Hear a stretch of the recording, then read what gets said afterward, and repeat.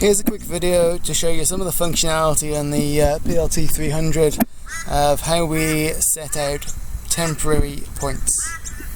So on your front screen here, once your tool is stationed and you're ready to go, you can get in there two ways. Either just click in the box on the right here, we'll drag it down, and then the different applications at the top left hand side is set out to points. Shows you straight away the circle in the centre of the screen represents the prism, crosshair represents the centre. A menu on the left and right hand side, shows us the two options. In this video I'm going to show you temporary points only.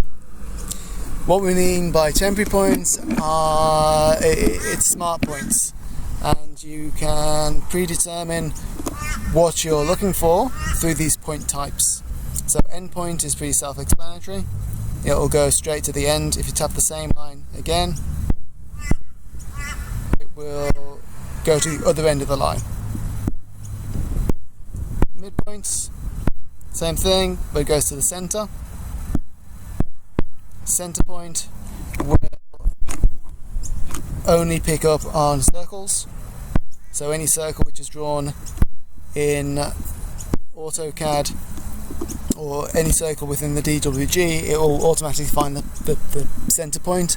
Very good for penetrations, light markups, or if you just want to basically show any important point on your DWG, you just draw a circle and that's where it goes. Intersections will be anywhere where two lines join. So we'll go back to center point, show you quickly the interface.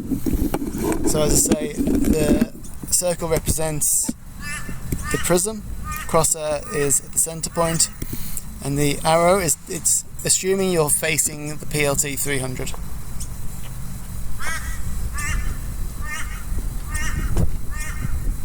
Move pretty close.